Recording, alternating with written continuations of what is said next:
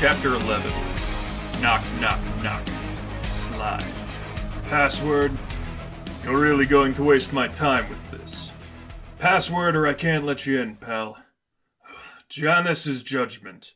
Slide. Clink, clink, clank. You're good. Come on in. You Gothamites are pathetic. Draken beat his shoes against the floor as he stepped inside and cast a glance at Robinson Park, which stood across the street like a miniature forest. You get these stupid themes in your head and you make yourselves so damn predictable. The doorman, tall and round, chewed on a toothpick as he looked him up and down. What the hell are you doing responding to the call then? Good money. My last gig ended a little too prematurely, and I've heard Dent is paying double right now. Draken shared the doorman's examination and rolled his eyes behind his sunglasses at the two halves of black and white suits that were crudely stitched together. The building itself was a well-lit studio. Statues and paintings covered the walls and floor, naturally displaying various dichotomies. To his right clung classically styled frescoes, imitations of Grecian marble statues, and a wall painted an almost irritating shade of white. To the left, the hall was painted in black. Surreal, violent images hung in their frames, and sculptures took on a sharper, more dangerous look. Draken muttered something to himself that his guide didn't hear. The boss is upstairs. Second floor, right? The contempt in Draken's voice was audible. You hate this city so much, why'd you come here? The chubby doorman led him up the stairs.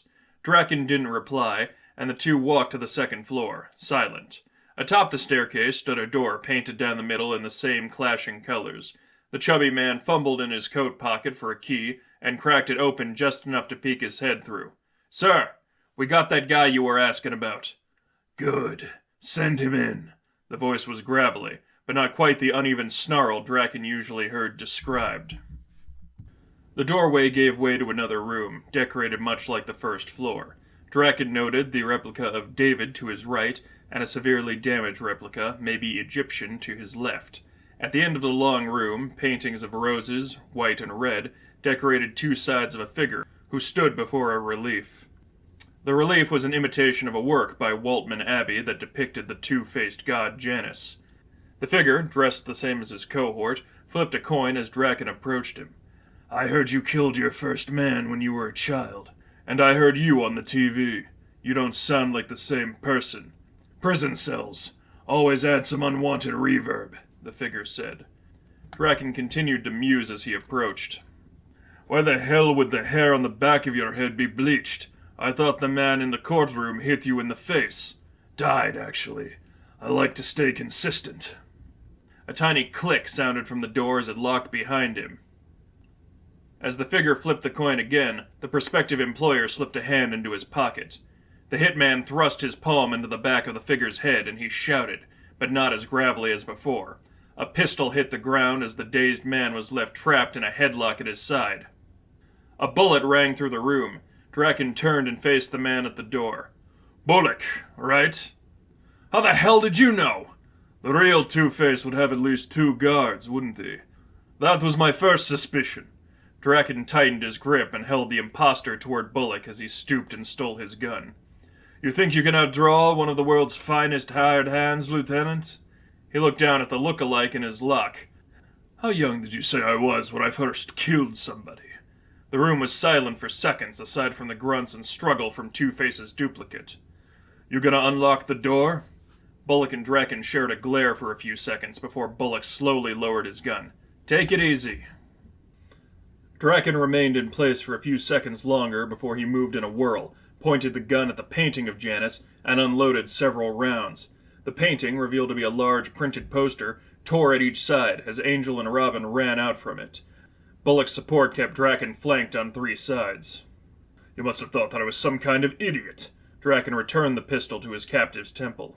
That I wouldn't know the difference between one of Gotham's most annoyingly insistent acts and a police sting. In each of Robin's hands was a batarang. Angel had a hand on her sword. Still, the imposter struggled. Somebody want to give me a hand here? Any time now. Let him go, Angel said. Your fight is with us. Robin took a step forward. Let him go easy, pal, or you're never seeing the outside of this room again. Draken didn't give any attention to all the noise. Above all else, he was concentrating, waiting on one sound above the rest. His singular signal to act. No one else in the room heard the drawstring as it was pulled back, but it was all Draken was waiting for. The assassin ducked. A blunted arrow flew through the air and hit Bullock in the face. The lieutenant fell to the ground in a shout of pain. Green Arrow tore aside the shredded remains of the poster and pulled back another shot, but Draken had already thrown his captive toward Bullock.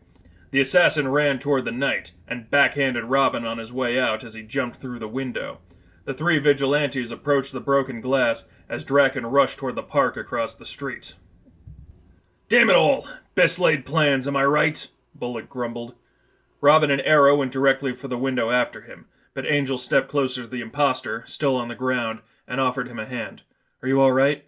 His whole body shook as he accepted it. I guess. I'm sorry I screwed it up." "Man had a gun to your head." Bullock slapped him on the back. "You gotta be in Gotham a long time before you're used to that." He looked up at Angel. "You waiting on something, kid?"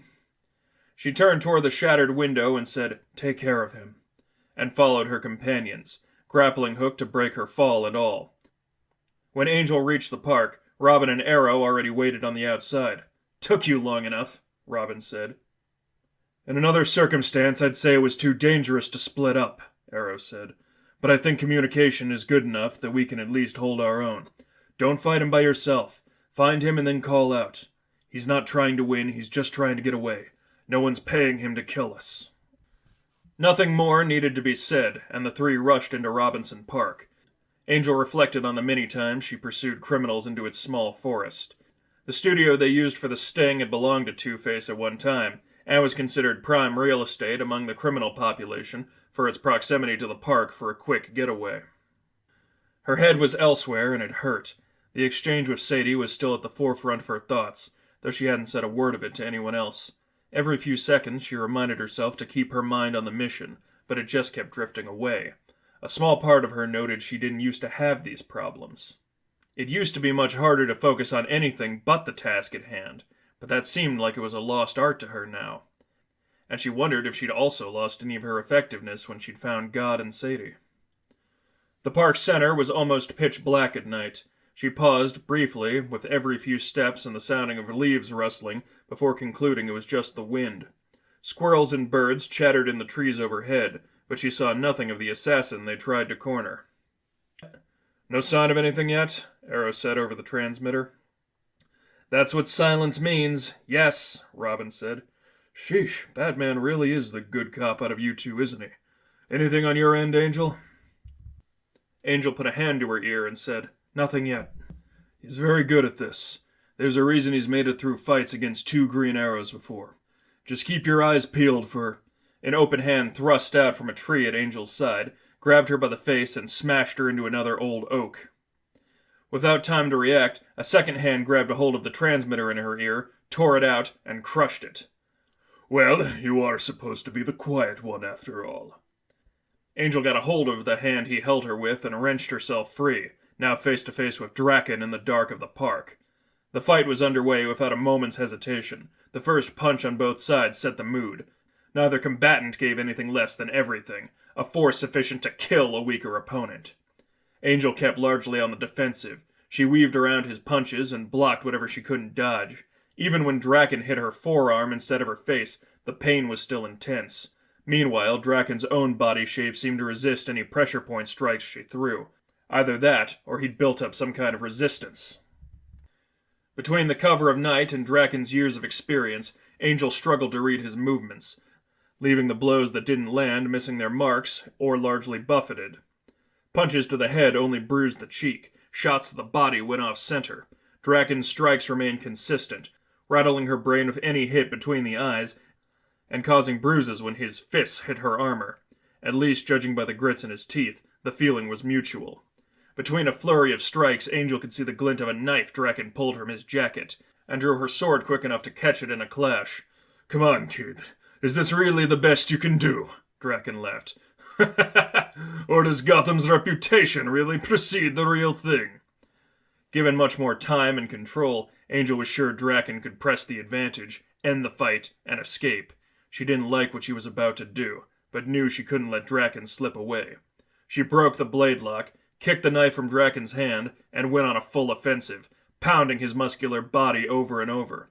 Not every attack landed. Some were blocked, and Draken met many of the attacks with his own. But more importantly, Angel forced the pain into the back of her mind. She would certainly feel sore later, but in that moment, all she had to do was outlast him.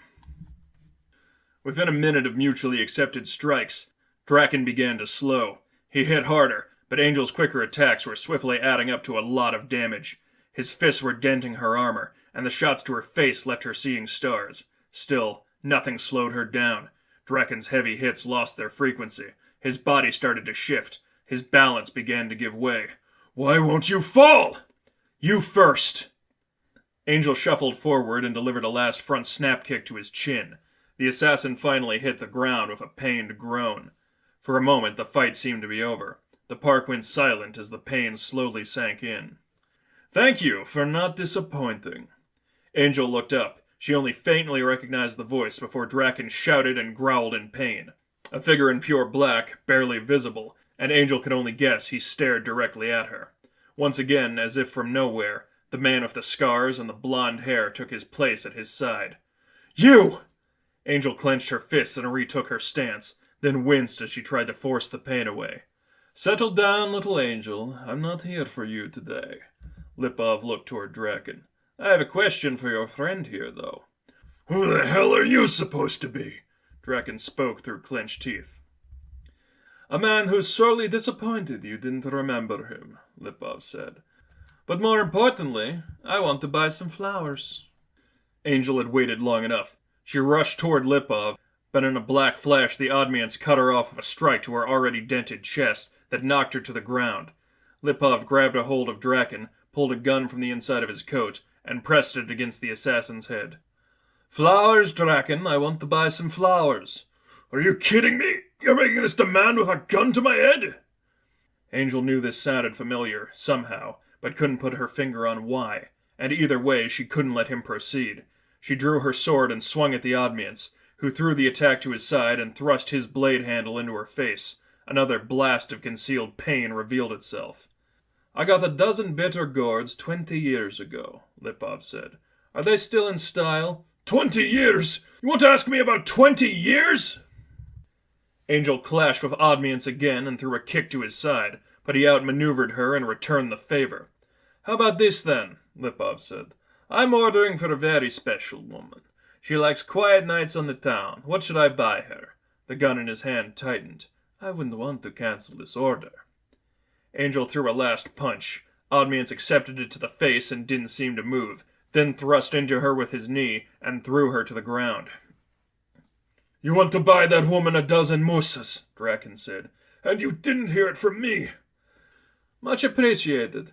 If I find out you've lied to me, I'll have to find out where they stick you and ask again."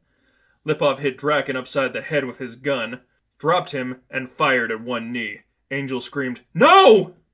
as the bloody eruption made Draken screech in agony. Lipov gestured to his charge. "Admits! Mazakonshil!" Angel pushed back to her feet, tried to keep her breathing stable as she faced her opponents one more time. 3 whoosh sounds filled the air. One of them made Lipov shout and keel over for a moment. A pair of dull arrows collided with the trees behind him. "Angel!" Arrow yelled as he rushed to her side and pulled back another. "Why the hell didn't you call?" Robin was only a few steps behind. Lipov looked between the three of them. Oddman's stance said he was more than willing to fight, but Lipov shouted, "Oddmans! Teper!" The two retreated into the darkness. The night shaded them as they ran. Arrow fired at them a few more times before they vanished completely. Angel broke from their ranks, pulled some medical gauze from a pouch in her utility belt, and knelt down to the writhing Draken's side. Arrow dropped next to her as she wrapped the wound. "Are you all right?" "Sore tomorrow. Better than him, though." "You're just letting them go?" Robin shouted. "Fine! I'll get them." "No, stay!" Angel raised her voice to make it a command. "But..." With her voice cracking from the stress of handling the wound, she called, "I outrank you! Now get back here! Not letting you get hurt!" Her brother huffed and scowled, but then complied. Arrow asked, "What would he have wanted with Draken?" Angel shook her head as Draken continued to rasp in pain. He wants David. My father. Something about flowers. When Robin reluctantly returned to their side, he said, Ordering flowers? Do you not know what that means? She shook her head. I guess you wouldn't, really. It's code talk, how assassins refer to other assassins. He stepped over to the other two. When you said he was hunting your father, I thought he was probably some kind of outsider. Like Cain was hired to kill someone he knew. But he knew about the flower codes, huh? Do you? Angel asked. Not by heart. My father has some of their old code books, but they change every few years. He looked back in the direction the two had run away in. Usually you use it to hire someone, but he wants to call in a killer just to kill him personally, apparently. After a moment's hesitation, Angel said, Go then. Stay together, but go. Both of you. Arrow looked back to her. What? Follow them. Try to catch them. I'll be fine. Are you sure? You just fought Draken one-on-one, Arrow said. I don't know much of anyone who would be fine after that.